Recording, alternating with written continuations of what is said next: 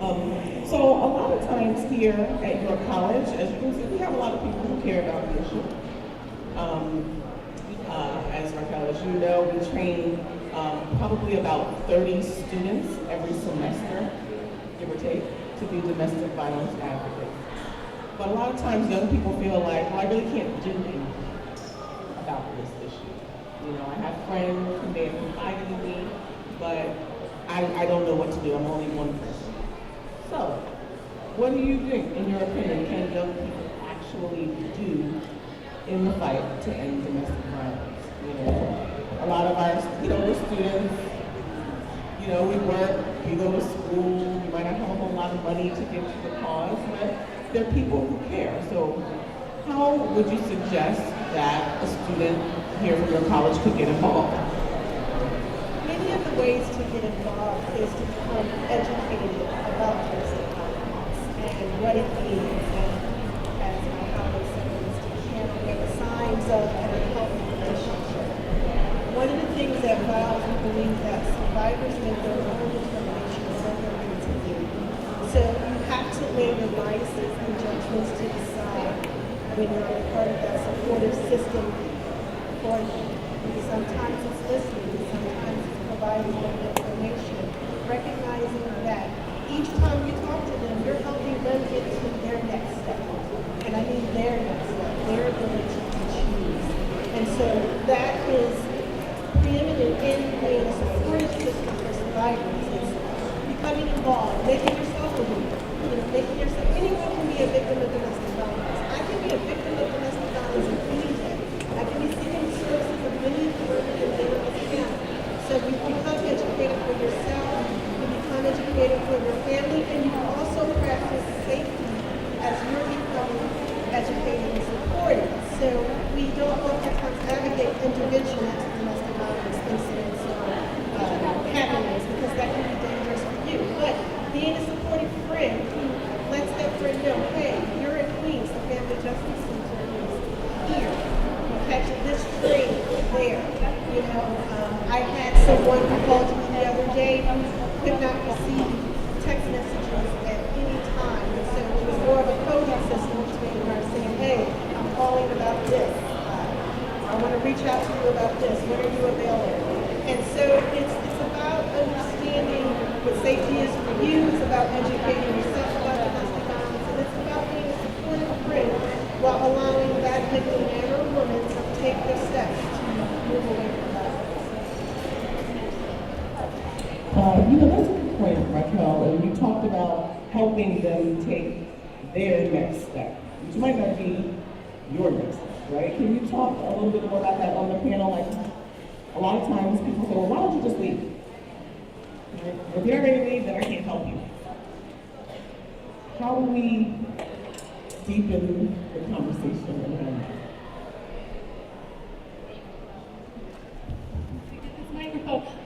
So it's a really wonderful question. We really practice, a client-centered approach because it's going to, as we all know, there's a number of different, I'm sure you can all even yell out to us here. What are some of the reasons why folks would want to stay inside of this relationship? Can you yell it out, please? Love. Yeah. Love. I heard love. I heard scared. What else? Children, thank you. So there's many different aspects, there's many different, and that's up to the individual. Each scenario is going to look a lot different. So it's really, meeting the survivor, meeting the individual where they are. At the Family Justice Center, sometimes people will come in and just say, I don't know, like this just doesn't feel right. Or I have an immigration-related question. I want some legal help. I'm in this relationship. I don't know if it's abuse. I don't know. That's what we want. We that's most excellent, that people are going to come walking in seeking some kind of answers, just some help, about their specific situation. I did want to mention, at the Family Justice Centers we're serving, it's really crucial to mention this here in Queens, the number of folks that we're helping who are foreign-born is 79%. So that's reflective of this tremendous borough of Queens, where we have people from all over. So really, serving clients regardless of immigration status. regardless of language spoken. So we speak an array of different languages, and we also go right to language lines. We don't speak when people are talking about trauma, they're going to want to speak their native language. So they have every right to do that. So I just wanted to mention, really meeting people where they are. Thank you. I have a question that's probably more specifically for Lieutenant Bailey and Officer James. I'm going to use your first name. A lot of times, and Marissa actually just brought it up, people are nervous or unsure around those in uniform. And as you mentioned, the NYPD has a whole domestic violence unit who are trained to do. How do you allay people's perhaps natural fear of men and women in uniform, in that you're seen as more of an authority figure and not as someone who might want to help? You understand the question? Sure. Well, there are other services besides uniform officer service. They can actually talk to Safe Horizons, another service over there. They're very, very well knowledgeable about the situation and providing help. We have the Queens Family Justice Center. We give advise them if they don't feel comfortable speaking to individuals in uniform. And if available, there are hotlines where they can actually speak to a representative.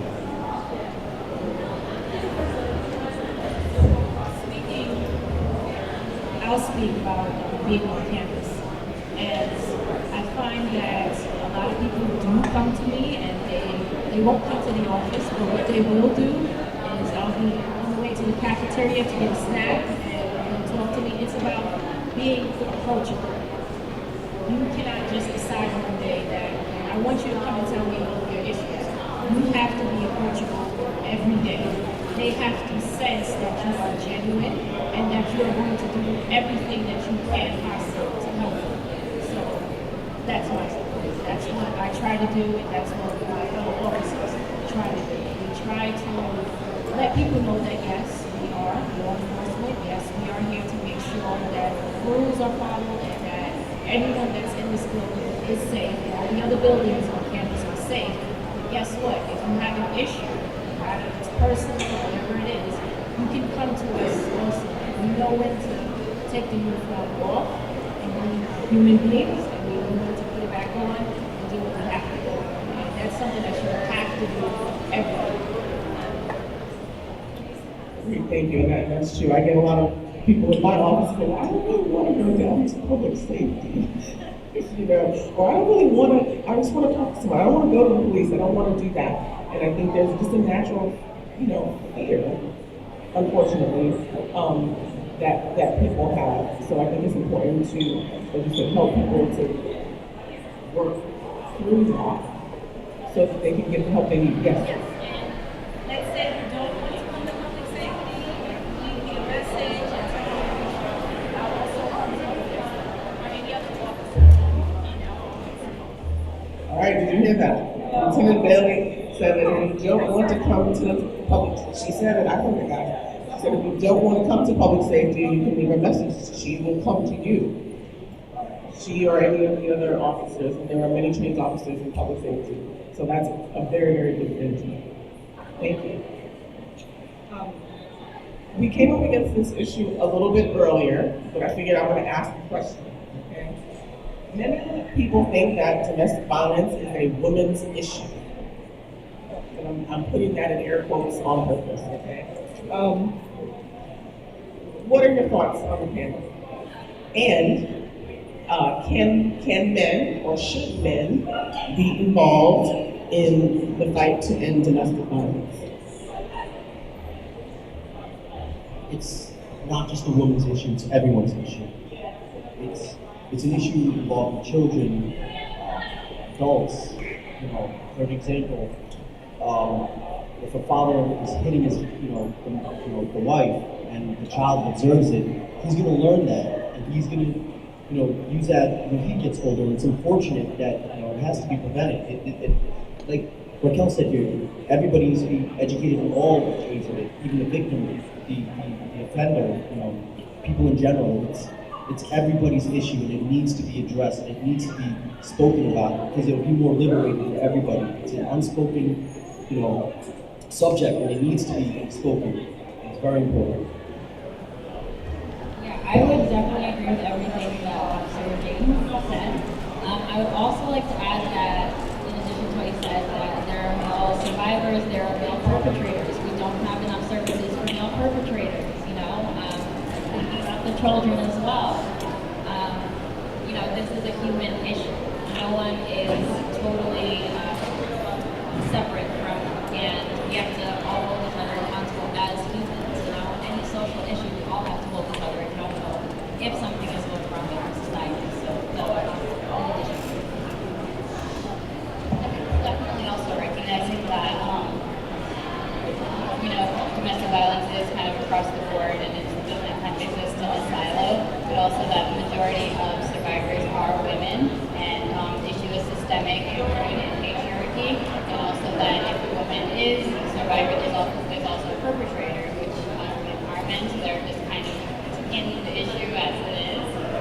So I think definitely we're constantly advocating for more men to be involved in the conversation, to be advocates, to be allies. SFU, we recently launched our youth empowerment program as preventive services, and we're working with both the girls and boys of our survivors to kind of break the systemic issue, break the cycle of violence, to talk about bullying, to talk about healthy relationships, talk about consent and boundaries, which are all really important conversations to have.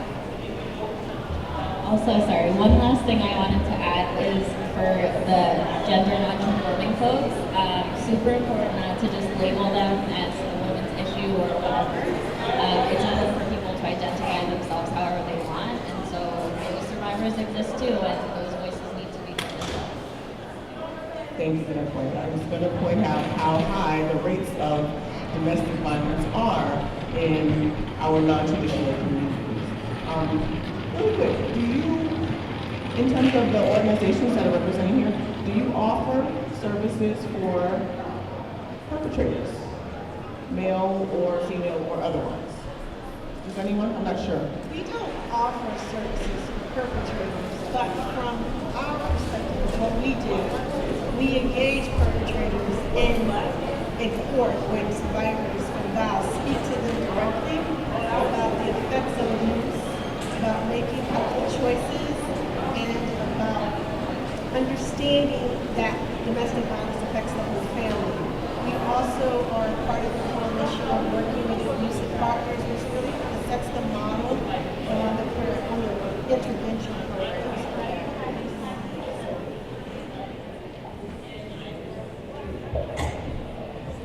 At the Family Justice Centers, we're serving all survivors, so not the other party, just the survivors themselves, the people who are coming in for help.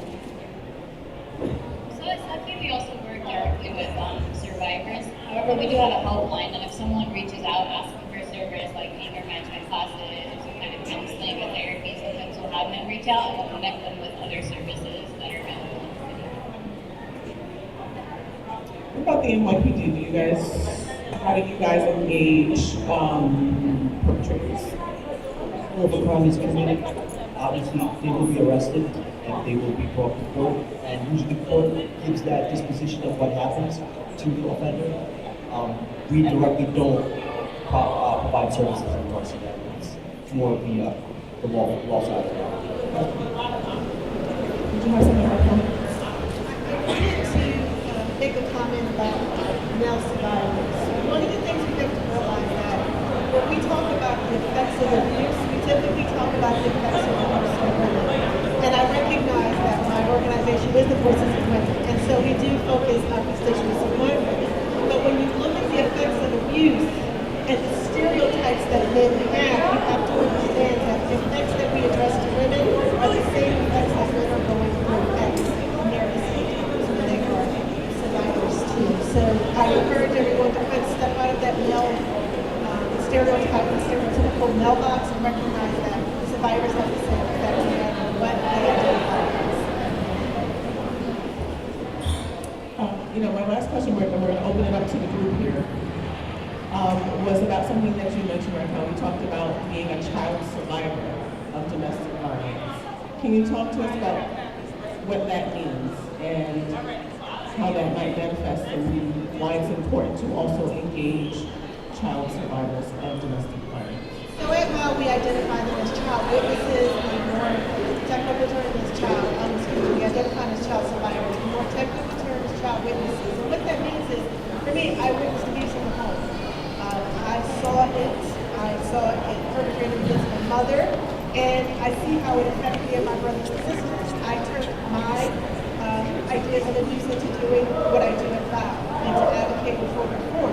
I have brothers who went the other way, perpetrators. So it's cyclical when you're looking at it as a child. And for us, we believe that you have two choices as an abuser. You either learn it or you choose to do it. But either way, it's still a choice for us. And so for child witnesses and how they can be involved at VOW, they look at systems from a different lens. They have a different perspective on domestic violence. They have a different understanding of what it means as a witness. And that's vitally important when you're talking about this conversation, because having that conversation helps the family members become more understandable about what it means to be a witness and to understand how you can help child. Can I just say, we also, at the Family Justice Centers, there's child care for children who are 3 and older, and then there's also a program through Sanctuary for Families Children's Counseling where they're serving child witnesses of intimate partner violence, and they're doing, therapy along with the parent survivor as well. Thank you. Okay, so at this point, a question, they can raise their hand. We have a microphone that's going around. Sure.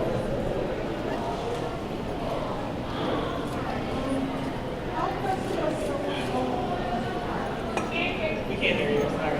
Speak up, speak up.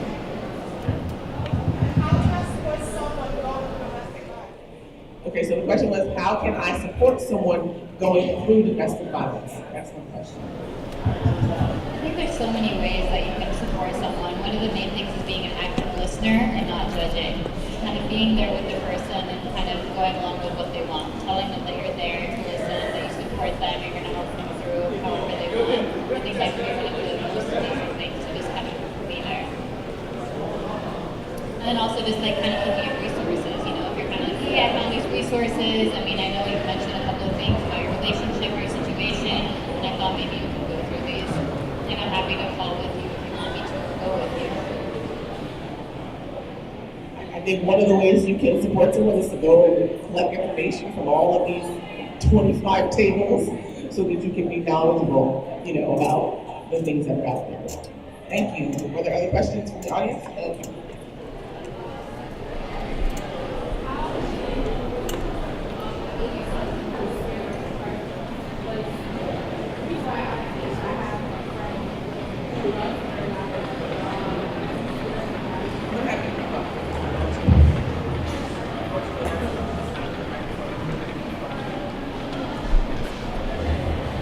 My question was, how do you help someone who's scared of the private? I had a friend who lost her life unfortunately because of domestic violence. She was in a situation that she realized it was getting too bad, and she decided to leave. However, upon her leaving, he followed her and eventually killed her and staged it to make it seem like it was suicide. But after the investigation, it was foul play. How do you help someone that's in a situation like that is so scared, is so scared to leave because of their life, but eventually that fear will become reality if they stay in the situation? Thank you for sharing that. I'm so sorry to hear that. I mean, one of the things I think is that, if the person can leave the house, I think like going to the police can be helpful, or, getting in touch with someone you trust. I know many of our clients reach out, they're like, I'm isolated, I'm not allowed to leave the house.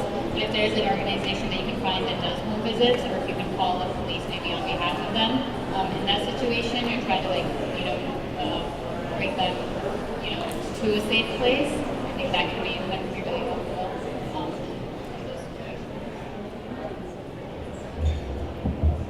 Well, first, I'm sorry for your I'm very sorry. In this situation, the best thing to do, you can be a third party and be involved and actually call the police. And knowing that your friend is there, and if it's obviously an emergency, please immediately call us. But obviously, sometimes people get afraid to speak to the police. They might not show their true emotions when the police are there in front of the offender. But if there's chronic, phone calls to the police in regards, we're going to further investigate it. And the minute we get that ball rolling and a report is made, we thoroughly investigate, and then we assess the situation, provide services, and do whatever is necessary to make the environment safe for whoever is in need of it. I think it's important to point out that the moment at which a person does decide to leave a violent situation, the danger ratchets up exponentially at that point. So it is very important, as we pointed out here, it's really about power control. And the person thinks they have the power control, things are okay. But once they decide, oh my God, this person's gonna leave me, it does become exponentially more dangerous for the person. So that's a very, appropriate question, which unfortunately didn't work out for your friend. Yes.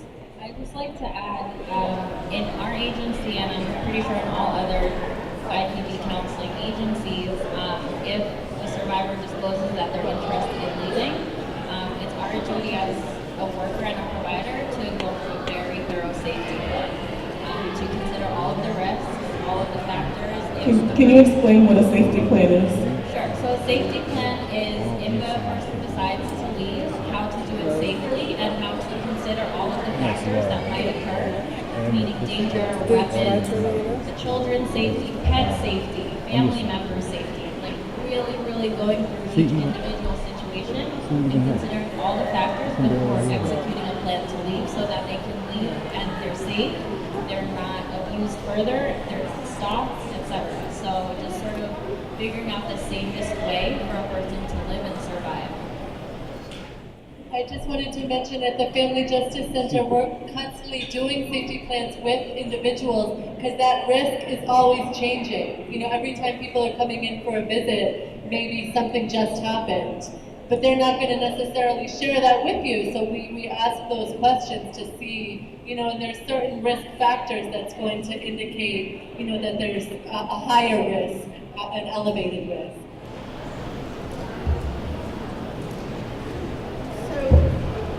In our perspective, when it comes to safety planning, there's two types. There's the type that Officer James just talked about, called police, emergency services, because it's just that life and death. And then there's the other type where you can plan to the extent that you can. And there are some key points that we really have, but we recognize that we would like to take everything with us we can. And so you're pulling out the most important aspects of your life to keep moving. And to keep moving forward when you are able to do that type of safety planning. And I really make that distinction between the two.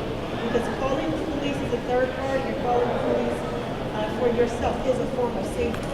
And it is a form of planning for yourself so that you don't end up hurt or otherwise dead. And so I'm very frank with that because that is the reality of what survivors are actually thinking about at this moment when they are in their situation.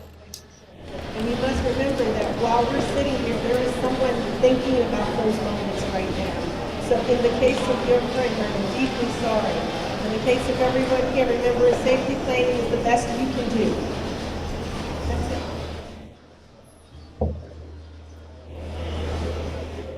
Are there any other questions? Oh, yes, we do. Okay, we've got the mic. Yes, ma'am. Is it on? Come on.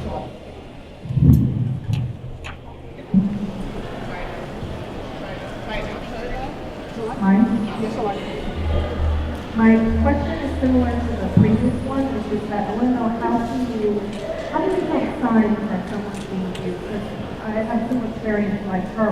My friend, she committed suicide about two months ago, and so this is because she was being abused by her husband. He's also a military person, so But it's like, she was in another state, so I was thinking for the last 2 weeks, like, what were the signs that each guy did something, family, something, like, how do you really know when someone's going through that?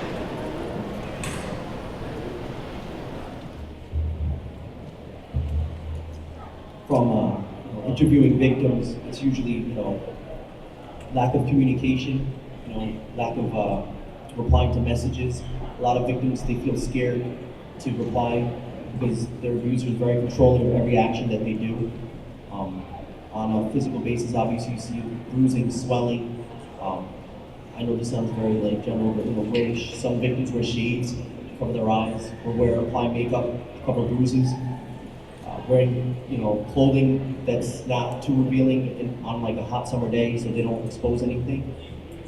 Obviously, erratic behavior, outbursts, and there's many indications. It's you just have to be a little more vigilant. And unfortunately, they won't communicate with you unless you communicate with them, and you should see a reaction in general. Again, I'm sorry for your loss. I guess some of the things that we kind of look out for, there are certain red flags that you might be able to see, like in terms of like a person might become isolated, you won't hear from them as much, or when you do, they might be kind of fearful or jittery. Also, just like kind of talking a little bit about that person, how they don't like when they do something, and again, to be like vigilant. I think to these small little hints that they might be dropping sometimes, or like calls for help, which we might not identify at first. When you kind of backtrack, you're like, okay, some of these things were warning signs. And then also, you're not going to like my answer sometimes. I was saying that you're not going to like my answer, but unfortunately, sometimes there's no signs at all. I have a question. Thank you. My question is, I heard the council doesn't have a program for the abusers, what we call perpetrators. So, why we don't have a program for those abusers? In my opinion, I'm not answering that question, it's an opinion. If we're not treating those abusers, they will continue to the one victim to the next.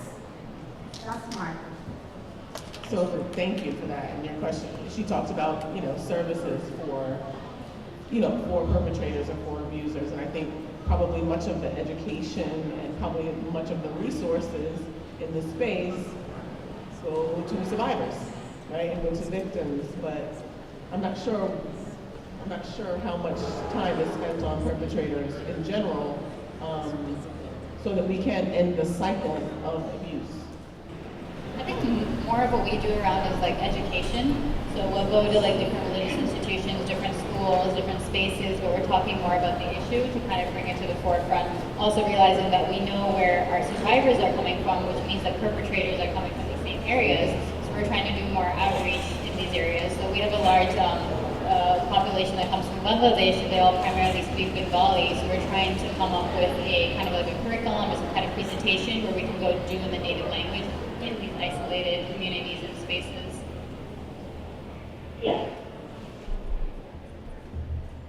I know that, through like once, from my understanding, it's like once an arrest is made, once the district attorney's office is involved, I know that they issue like a batterers intervention program. So they give resources for the abusive party. But it's an excellent question, absolutely. So there is the coalition on working with abusive partners, which is made up of many nonprofits and community-based organizations with a domestic violence lens, as well as those batterers intervention programs that were just spoken. So there is an effort, and I do know, as we are members of the Mayor's Domestic Violence Task Force, that there is a true effort to address that particular issue. I will say that even though we currently have batterers intervention programs, there are no outcome measurements. We don't know how successful it is once they leave the program, or if they do reform of recidivism. But they're trying to take steps. But I do totally agree with what you said. Thank you for making that point. We have some questions in the front. Where's the microphone?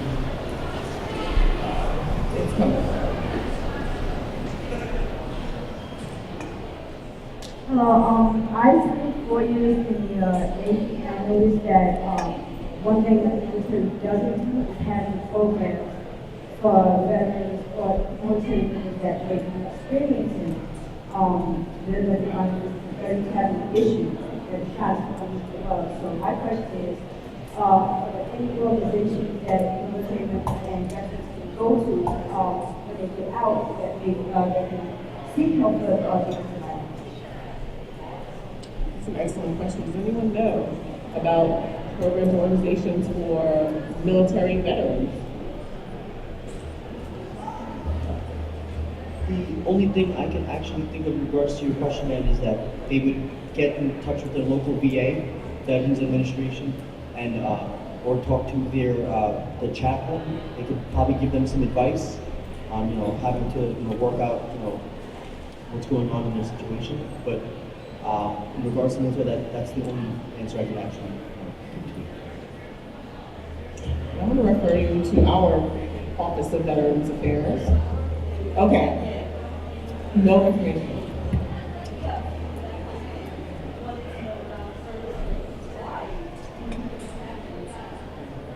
I'm going to do some research for you. I mean, I think like us and like other organizations, we do a lot of presentations and workshops, so we're happy to come do those in those spaces, and then connect with services. I know the Family Justice Center has a lot of training as well, so we could always partner, come to your space, and provide a workshop or a presentation on these issues. I do know that there is SWAN, Service Women's Action Network, and they do have a component of domestic violence and sexual assault. I'm not exactly sure what services they provide. I do know their constituency is Service Women's, so I can give you their information. You can also come and see me afterwards, and I'll give you a contact number for the Veterans Administration at 800 Holly Place in Brooklyn. Okay? I have a question regarding the elderly. You said that domestic violence is not just physical violence, it's also emotional violence. And I have some background on it. I'm an associate. And what I also do is I volunteer with my internship at a senior center. And what I realized is that majority of the seniors that show up, they're really depressed. It looks like that institution violated at home in somehow, some way, and physically or financially. What should I do? Questions around elder and senior abuse.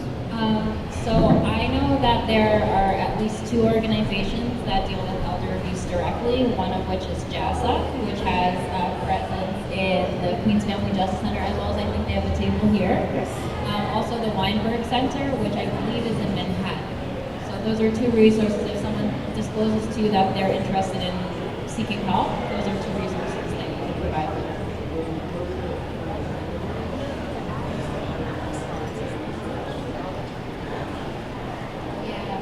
So at Saki, we have an elder abuse program too. So we go to Indian Home, we partner with JASA. So all of our services that we provide also are for the elder as well. So we have like domestic violence services, we have job readiness, public benefits, counseling, support groups.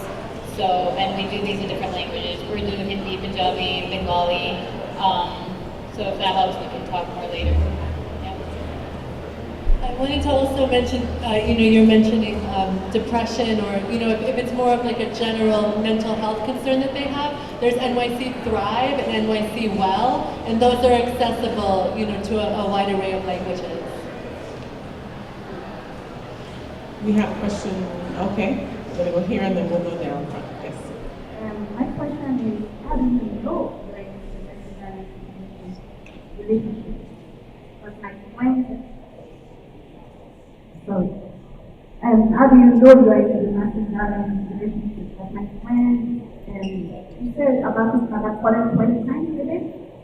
He found that very normal, calling when he talk about it, but I wish my boyfriend would do that too. That is very young, but young for most girls. I don't know. So I think it's an interesting question. It would be abnormal if my husband called me 20 times a day. But I think young people, they're different. They talk a lot, right? They text, they talk, they do stuff. I don't know, right? Relationships are different these days. So how do you know what's normal and what is potentially unhealthy? It's a lot of knowing your own boundaries as well and what you're comfortable with and assessing that. Like you kind of mentioned, it's different for everyone, the frequency of talking or, the way you kind of interact with each other. And also just seeing your safety and your comfort level and assessing that. If at any point you feel like, okay, I'm feeling a lot more sad, this person puts me down, maybe they ridicule me, do they humiliate me? Some of these factors I think you can kind of assess after a while and might feel like little red flags. Often things that are used as a tool are like, children, immigration, money, finances. So it's kind of taking all of that into consideration and assessing. Well, to your 20 phone call question, if the 20 phone calls are, I miss you, then, that's not a bad thing, but if it's, what are you doing, where are you going, who are you seeing, then that's something that would raise a red flag. There's a difference, like, she said over there with the 20 phone calls, yeah, my wife would never call me 20 times because it's either that or because she wants something from the grocery store. But on a serious note, if it's 20 phone calls about what is she doing, what is he doing, where are you going, why, it's the who, what, where, why questions that you should be a little more concerned about. But, everybody's different. That's really for the person receiving the messages. That's their discretion to see whether they are in fear or not.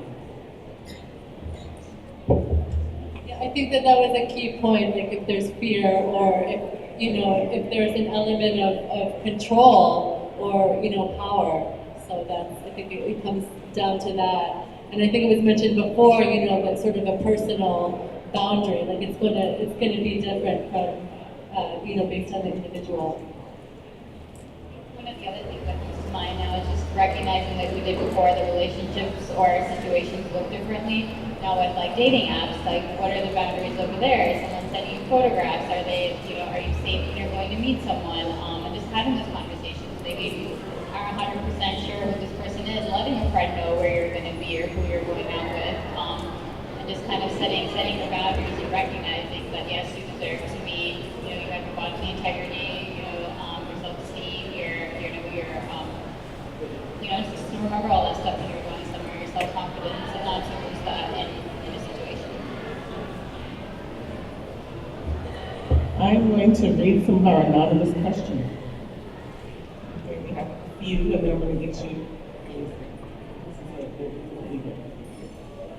So, knowing someone in a long-term abusive situation as their friend or family member, besides referring them to the many services offered today, are there any words of advice or key phrases to say to them to help support them to getting more help? What can you actually say to those people? I think a key or two key phrases are I believe you and I support you and I'm here for you no matter what, because a lot of times survivors of victim stories are silenced, not believed, dismissed, disregarded, and also they're blamed. So a super great phrase is this is not your fault. Those are 4 phrases. Those are really good. Sorry, I started out with 2 and then I got carried. That was wonderful. Yes, thank you. Any other additions? Any other key phrases that we can say to hopefully maybe nudge someone into getting help? I would say all of those are excellent, and maybe one more is like help is available. Like there's help for you. I believe you. I think that was beautiful. I think we'll get through this together.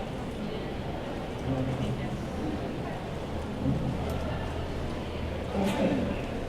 Here's the, yeah.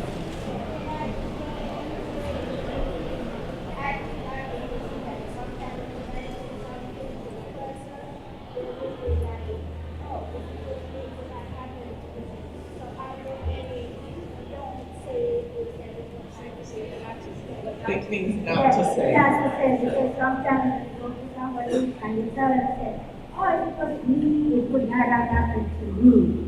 You know what I'm saying? Right, so is there anything you would like to elaborate on that? I mean, I think, like recently, when you spoke about, just to kind of be careful with your words. I think coming forth and talking about this is such a brave, bold step, and you might be the first person and last person that they confide in. So kind of remembering that you're that holder of that narrative for them in that moment, and just kind of providing that space, and not to question like, oh, what were you wearing, but were you out late, or like, did you know him, did people know where you were? And I think that can be like, that can kind of shut a person down from wanting to share further, which can be really detrimental. And I think you never want to say that if this was me, it would never happen. You don't say that. Because it's not you, it's them.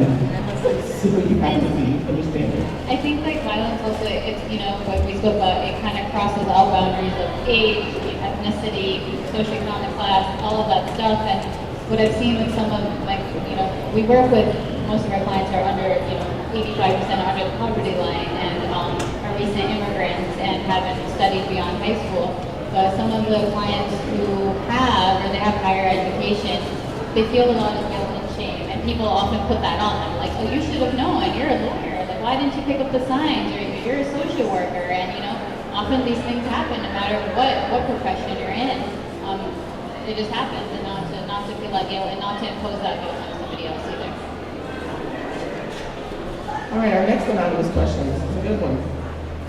What services are provided for married couples who split due to domestic violence where children are involved? Do you assist those women and men with the legal aspects of things in terms of sharing custody of any children? So certainly, you know, in a scenario such as that, we would have the survivor come in for help. There's, you know, all the services are free and confidential, so they meet with a case manager, and in addition to that, there's a lawyer every single day from organizations, Queens Legal Services, Urban Justice Center, Sanctuary for Families. So, you know, in order to get that custody, you know, in place prior to going over to family court, I think it's an excellent idea just to have an idea of what it looks like once you enter that, you know, the family court system, what exactly is going to be happening. So just to get a legal consultation, I would say that the person should by all means go into the Family Justice Center in their borough to be able to get some of those answers prior to going over to family court. So, you know, that's a realm, it's its own story, the judicial system in domestic violence. And so, what we would say to a survivor who's looking to address their specific concerns through the criminal justice system or family court would be to understand what they're getting into. And by understanding what they're getting into, that means asking those organizations like Sanctuary, like SAPI, those who provide legal services, pointed questions about what it means, how always is the expectation of it, what it means to have a forensic evaluation, all of those things. What is an attorney for the child? It's just such where all of these things they need to understand before they go in there. So while you're referring services like that, also ask them to jot down what their questions are so that they can get some pointed questions answered. And that's most important for us, because that's a long road. It's not a short road, and it needs to be said, it's not a short road. And you need to know what you're getting into. Okay. Here's our next anonymous question. What can be done to shift or bring awareness to men who are also victims of domestic violence? What can be done to let men feel more comfortable to report these incidences? I think, first of all, like gender stereotypes in general are problematic. So just like making it okay to get genital kindness, you know, constantly associating men with violence and things like that, I think is very problematic and part of the problem. So to kind of change the rhetoric, the narratives, the things we're talking about, I think that will definitely bring a shift in mentality and people coming forth and feeling comfortable with talking about these issues.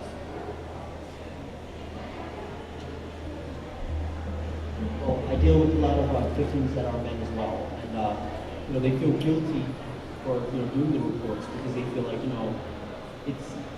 it's not the manly thing to do, and it's not about being manly or not. It's a serious situation which goes both ways, and it has to be addressed and it has to be reported because if it's not being reported or documented, it's just going to be an ongoing situation which could eventually just get worse.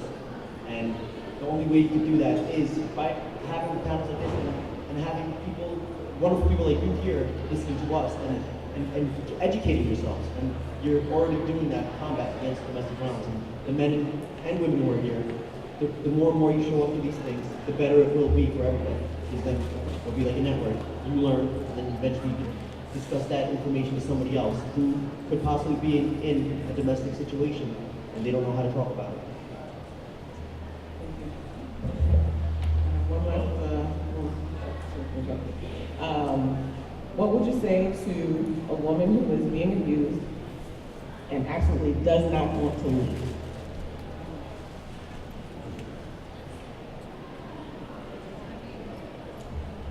Well, I mean, I think that the thing to say is like, you don't have to.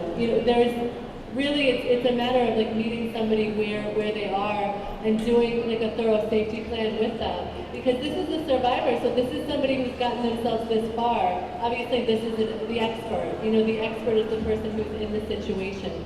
So we really try to support that person in terms of getting a safety plan, or really speaking with them more in depth about what options are available. Just having as many resources as they can, really empowering the person who's in that direct situation.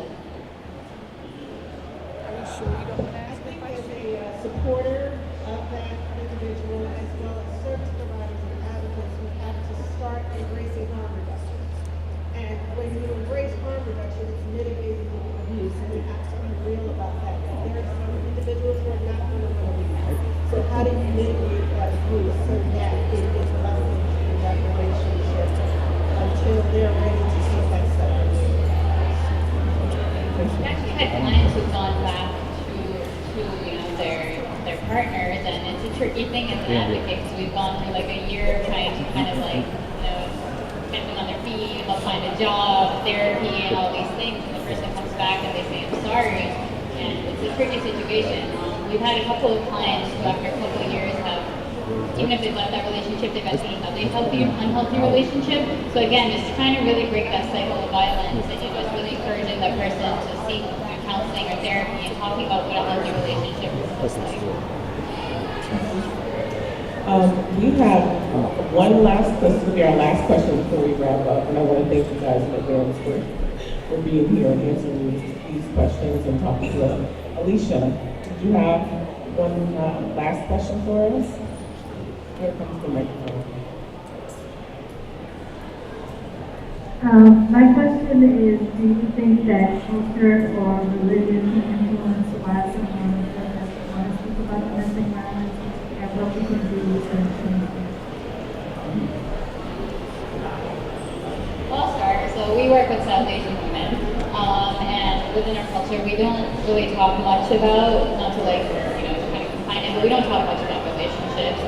Someone dating is usually like a big deal in the family, and oftentimes they're hiding it. So we're really trying to change like the norms around talking about consent and boundaries and what healthy relationships look like.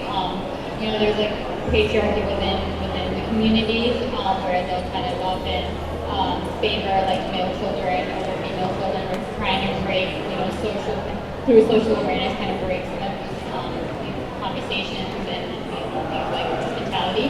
Because the issues we see are around often like dowry, around like extended family, or abuses as well.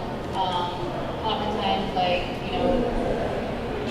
religion might play a role where it's actually like culture, so like an overlap of a lot of these things, I think, might stop someone because they'll think that they're breaking their family's pride, or that, their family won't accept them if they get divorced. It could be a situation. But just trying to kind of intentional change, I think, is like a big part of it, creating more awareness. So it does play a part often, I think, with survivors we're working with, but we're trying to definitely penetrate through that. I do agree with her. I absolutely do. But it's also an individual thing too. as well as a cultural thing, but more individual. People who do these violent acts, they know what they're doing. So whether it's religion or culture that's influencing it, some people use it as a scapegoat. Oh, my culture says I'm allowed to. No. I've never read anywhere where a man is supposed to, or a woman is supposed to hit their significant other. And if it is, please show it to me, because I've never seen that. But there are made up things in cultural things to say that I am allowed to do that. But it is an individual thing. It's an individual act, and they know it's wrong, and they still continue to do it. Thank you. On that note, we're gonna end the panel. I feel like we just scratched the surface today. Thank you so much for the guys.